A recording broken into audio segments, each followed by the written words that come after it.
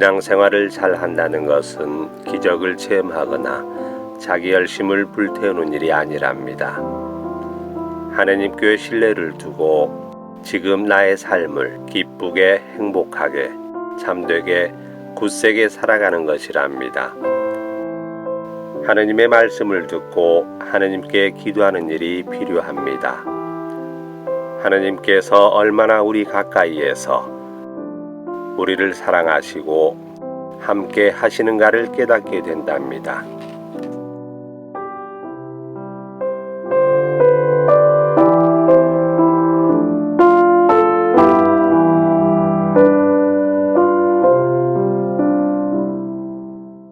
기도합시다. 하느님, 모든 사람이 진리를 깨달아 구원되기를 바라시니 그와 칼밭에 일꾼들을 많이 보내시어 모든 이에게 복음을 전하게 하시고 하나님의 백성이 생명의 말씀을 듣고 성사로 힘을 얻어 구원과 사랑의 길을 걷게 하소서. 성과 성령과 함께 천주로서 영원히 살아계시며 다스리시는 성자 우리 주 예수 그리스도를 통하여 비나이다. 아멘. 말씀 전례가 시작됩니다. 이사야서의 말씀입니다. 아모츠의 아들 이사야가 유다와 예루살렘에 관하여 환시로 받은 말씀. 세월이 흐른 뒤에 이러한 일이 이루어지리라.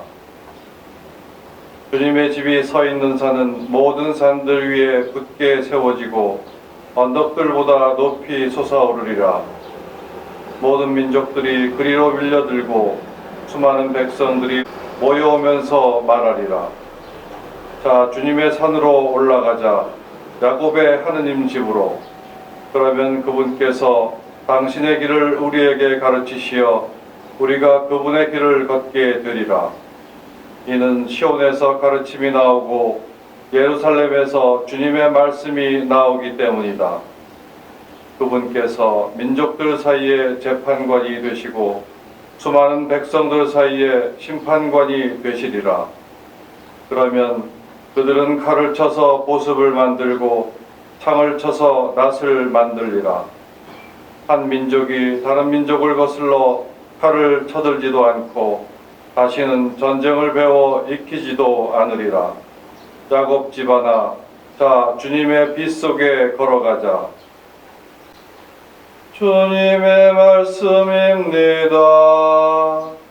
하나님 감사합니다. 주님은 민족들의 눈앞에 당신 정의를 드러내셨네. 주님은 민족들의 눈앞에 당신 정의를 드러내셨네. 주님께 노래하여라 새로운 노래. 그분이 기적들을 일으키셨네. 그분의 오른손이 거룩한 그 팔이 승리를 가져오셨네. 주님은 민족들의 눈앞에 당신 정의를 드러내셨네. 주님은 당신 구원을 알리셨네. 민족들의 눈앞에 당신 정의를 드러내셨네. 이스라엘 집안을 위하여 당신 자애와 진실을 기억하셨네. 주님은 민족들의 눈앞에 당신 정의를 드러내셨네. 우리 하느님의 구원을 온 세상 땅끝마다 모두 보았네. 주님께 환송 올려라 온 세상아. 즐거워하며 환호하여라 찬미 노래 불러라. 주님은 민족들의 눈앞에 당신 정의를 드러내셨네. 이팟하며 주님께 찬미 노래 불러라. 이파에 가랑 맞춰 노래 불러라. 쇠나팔 뿔나팔 소리에 맞춰 임금이신 주님 앞에서 환성 올려라. 주님은 민족들의 눈앞에 당신 정의를 드러내셨네. 사도 바오로의 로마서 말씀입니다. 형제 여러분, 여러분이 예수님은 주님이시라고 입으로 고백하고 하느님께서 예수님을 죽은 이들 가운데에서 일으키셨다고 마음으로 믿으면 구원을 받을 것입니다. 곧 마음으로 믿어 의로움을 얻고 입으로 고백하여 구원을 얻습니다. 성경도 그를 믿는 이는 누구나 부끄러운 일을 당하지 않으리라 하고 말합니다. 유다인과 그리스인 사이에 차별이 없습니다. 같은 주님께서 모든 사람의 주님으로서 당신을 받들어 부르는 모든 이에게 풍성한 은혜를 베푸십니다. 과연 주님의 이름을 받들어 부르는 이는 모두 구원을 받을 것입니다. 그런데 자기가 믿지 않는 분을 어떻게 받들어 부를 수 있겠습니까? 자기가 들은 적이 없는 분을 어떻게 믿을 수 있겠습니까? 선포하는 사람이 없으면 어떻게 들을 수 있겠습니까? 파견되지 않았으면 어떻게 선포할 수 있겠습니까? 이는 성경에 기록된 그대로입니다. 기쁜 소식을 전하는 이들의 발이 얼마나 아름다운가. 그러나 모든 사람이 복음에 순종한 것은 아닙니다. 사실 이사야도 주님, 저희가 전한 말을 누가 믿었습니까? 하고 말합니다. 그러므로 믿음은 들음에서 오고 들음은 그리스도의 말씀으로 이루어집니다. 그러나 나는 묻습니다. 그들이 들은 적이 없다는 것입니까? 물론 들었습니다. 그들의 소리는 온 땅으로, 그들의 말은 누리끝까지 퍼져나갔다. 주님의 말씀입니다. 하나님 감사합니다. 모두 일어서서 복음화 성을 노래하겠습니다. 할렐루야, 할렐루야, 할렐루야. 주님이 말씀하시라. 너희는 가서 모든 민족들을 가르쳐라. 내가 세상 끝날까지 언제나 너희와 함께 있으리라. 할렐루야, 할렐루야, 할렐루야. 주님께서 여러분과 함께 사대의 영과 함께 마태오가 전한 거룩한 복음입니다. 주님 영광 받으소서. 그때 11 제자는 갈릴리아로 떠나 예수님께서 분부하신 산으로 갔다. 그들은 예수님을 뵙고 엎드려 경배하였다. 그러나 더러는 의심하였다. 예수님께서는 그들에게 다가가 이르셨다. 나는 하늘과 땅의 모든 권한을 받았다. 그러므로 너희는 가서 모든 민족들을 제자로 삼아 아버지와 아들과 성령의 이름으로 세례를 주고 내가 너희에게 명령한 모든 것을 가르쳐 지키게 하여라. 보라, 내가 세상 끝날까지 언제나 너희와 함께 있겠다. 주님의 말씀입니다. 그리스도를 찬미합니다.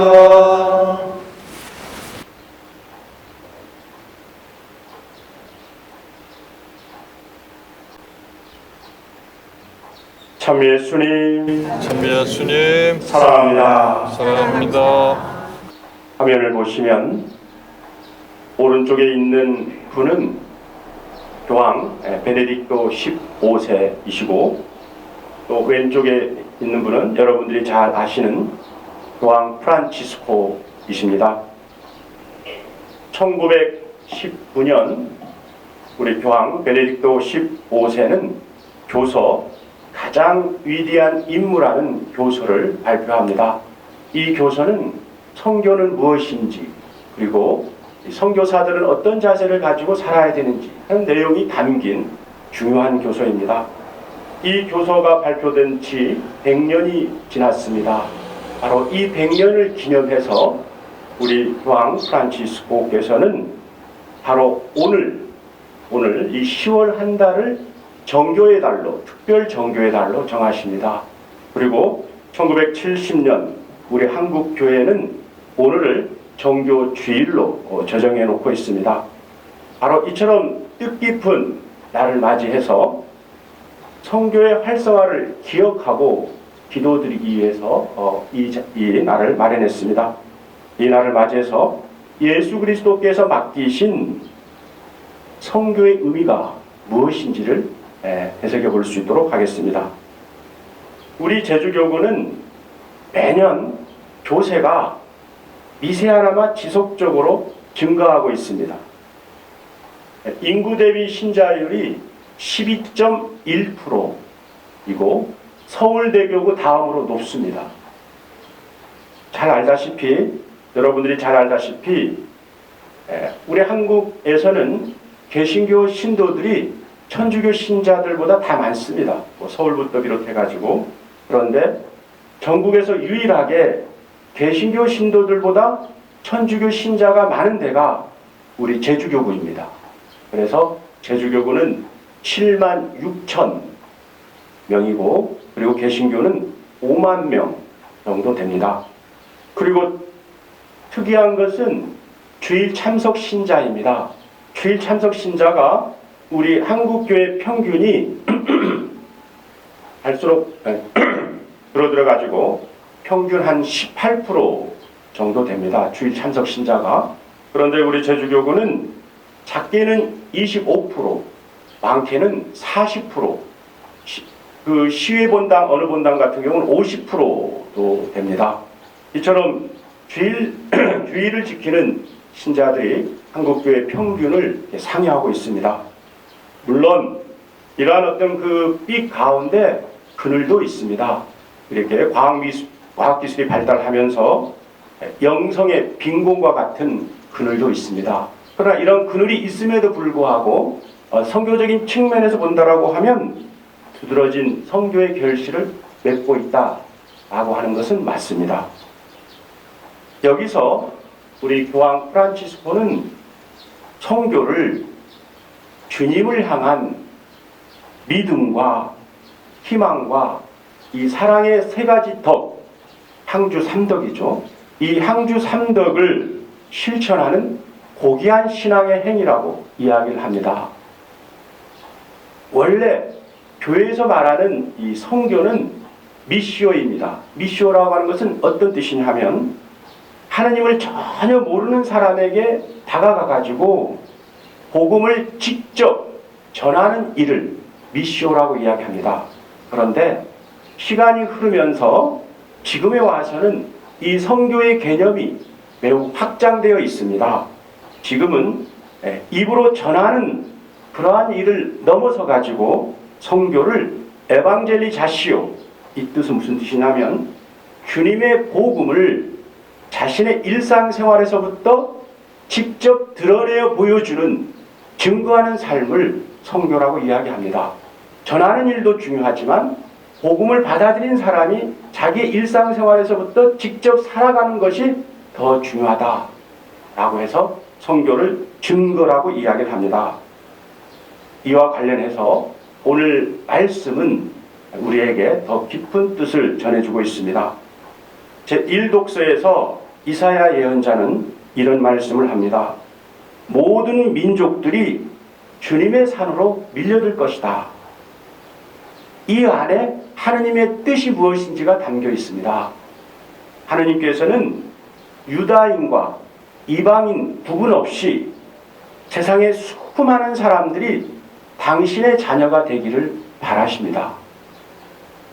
그리고 제2독서에서 바오로 사도는 이렇게 주님의 자녀가 되어 예수님을 주님이라고 입으로 고백하는 이들은 모두 구원을 받을 것이다 라고 이야기를 합니다. 이런 복음 선포의 중요성에 대해서 오늘 예수님께서 더더욱 강조를 합니다. 아버지와 아들과 성령의 이름으로 세례를 주고 내가 너희에게 명령한 모든 것을 가르쳐 지키게 하여라. 가르치는 것도 중요하지만 지키게 하여라. 직접 살아갈 수 있도록 오라는 겁니다. 이러한 성교와 관련해서 한 분을 여러분들에게 소개를 해드리고 싶습니다.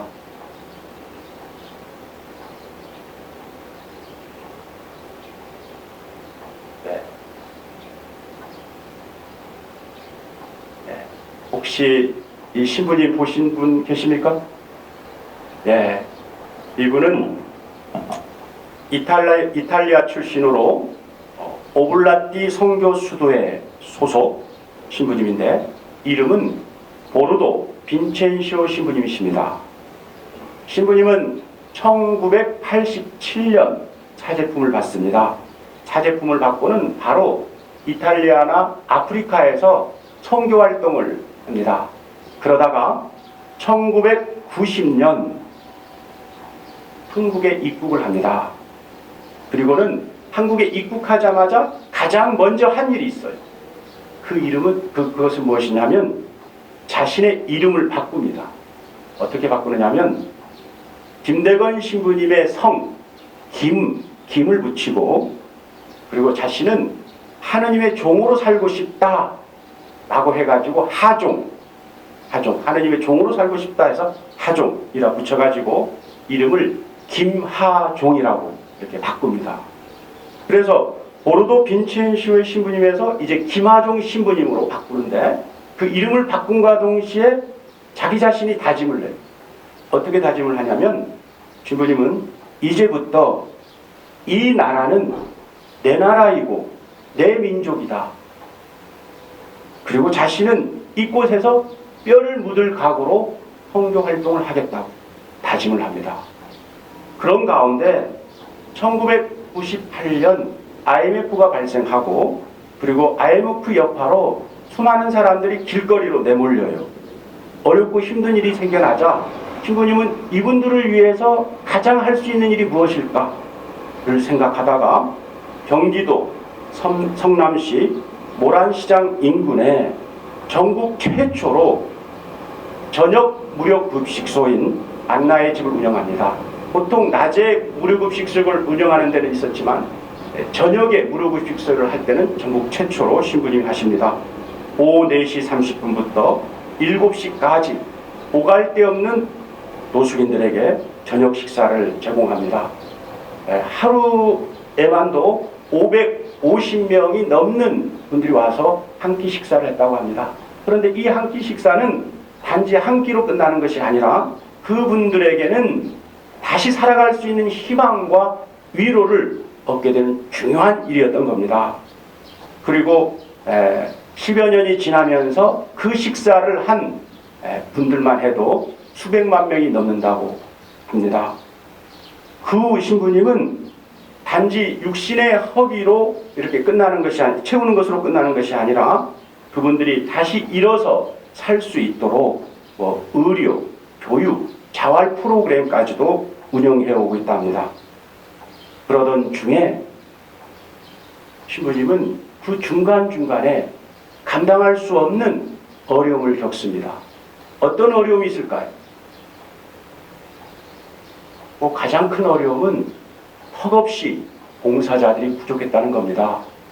사람들은 많이 오는데 그 사람들에게 이게 다 봉사할 수 있을 만큼의 봉사자가 부족했던 것이고 그리고 그 많은 사람들에게 한 끼의 식사를 제공하려고 하면 그 음식 재료를 마련해야 되는데 그 음식 재료를 마련할 돈이 부족했던 겁니다. 그래서 그때마다 그 어려움을 겪으면서 그 노숙인들이 눈에 밟힐 때마다 신부님은 늦은 저녁 자신의 숙소 경당을 찾았다고 합니다. 그리고는 신부님은 이 감시를 바라보면서 예수님께 반말로 협박도 했다고 합니다.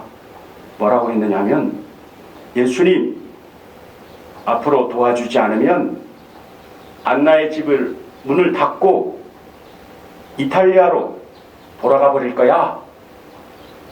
한국말로 중얼중얼 거렸다고 합니다. 그런데 아주 이상하게도 그런 일이 있을 때마다 안나의 집에는 찾아오는 사람들이 많이 생겨났다고 합니다. 쌀을 가지고 온 사람도 있고 때로는 반지를 가지고 오는 사람도 있고 그래서 안나의 집 상황은 갈수록 좋아졌다고 합니다.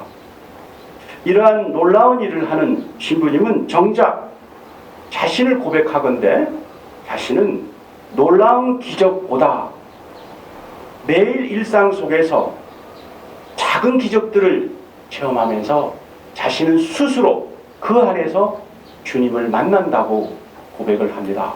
우리가 삶을 살아가면서 주님을 만나는 장소는 어떤 크고 놀라운 기적과 같은 사건이 아니라 우리에게 주어진 그 자그마한 일 안에서 주님을 만나는 겁니다.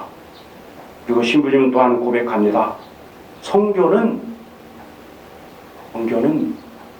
매 순간 베풀어 주신 주님의 사랑과 은혜에 감사하면서 말로만이 아니라 자신에게 주어진 일상을 직접 주님이 보여주신 삶처럼 드러내 보여주는 증거다 라고 고백합니다. 그러므로 형제 자매 여러분, 새로운 한 주를 시작하면서 우리 각자도 나에게 주어진 삶이 단지 나의 삶이 아니라 주님께서 나에게 부여한 삶이다 생각하고 어렵고 힘든 가운데도 성교의 마음으로 나의 주어진 일상을 살 수 있도록 합시다. 그때 우리는 주님이 주신 사랑과 은총을 느낄 수 있는 은혜로운 신앙인의 삶을 살아갈 수 있게 될 것입니다. 잠시 복음 말씀을 묵상하겠습니다.